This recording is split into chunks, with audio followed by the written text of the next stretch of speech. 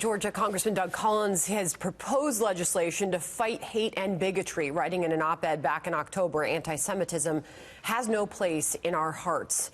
Those words still very relevant today. Congressman Doug Collins joining us now. He's the ranking member of the House Judiciary Committee. Congressman, good morning to you, and thank you for being here this morning. Horrific news to wake up to over the weekend. Your thoughts, as this is something that you have talked about, you have written about, and you're offering solutions to. First, to the trend that we're seeing today. Well, it's very disturbing, especially the anti-Semitic trend that we're seeing. We're seeing it, frankly, all over our country. We're seeing it even to the halls of Congress, the BDS movement, other things that tend to just heighten this issue with the anti-Semitic atmosphere that's out there. And we've seen this recently in New York. What is good, though, is there are people fighting back. We've proposed legislation. The president himself took part of that legislation and signed an executive order just a couple of weeks ago that actually aimed at toning down at this anti-Semitic activity and rhetoric that happens on our college campuses and other places. So people are beginning to see this. I hope that their eyes will be open. This weekend is tragic. My heart goes out to those who are simply worshiping and had people who at the depths of their hearts were evil do evil things. And I think that is concerned whether you see it in the anti-Semitic activity in New York or in the issue down in Texas where the gentleman came in and started shooting people during communion, but people fought back. So it's a disturbing trend, but one in which also I think we do overcome because people do see the evil that is out there. In your piece, Congressman, you write, quote, hateful rhetoric does nothing but pave the way to oppression and violence.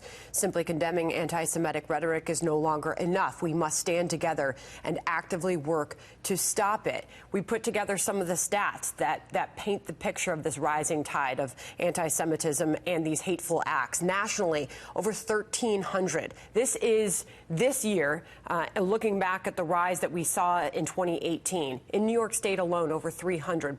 Brooklyn, New York, over 120 incidents. You look at these stats, you look at the numbers put together with the Anti-Defamation League and the FBI, Congressman. You are offering specific solutions. You talk about the rhetoric that we see in Congress. You also talk about, as you just mentioned, the rhetoric that we see on our college campuses and some of the hateful acts that we have seen. What specific solutions are you offering? Well, I think the biggest specific solution is call anti-Semitic activity for what it is. And I think that is when you have, especially the Jewish people who have been, over the history, marginalized and put in positions in which they have endured the Holocaust. They've endured many things over time in which people are not focused on. I think the biggest thing, though, is let's take a step back.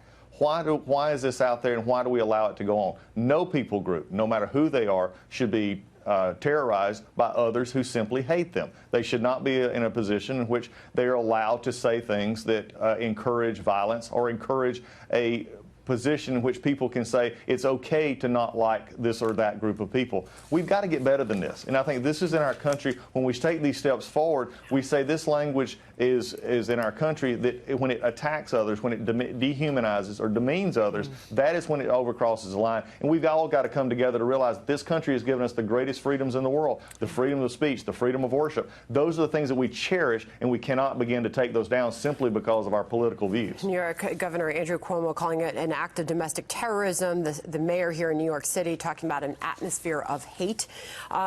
As all of that has been going on, and what a horrific weekend it was to have all of this develop, we head into a new year where there is still a lot of uncertainty over what a Senate trial looks like for impeachment. Final thoughts from you this morning, Congressman, as you can manage our expectations. A member of the House Judiciary Committee, we saw and heard a lot from you in the last year.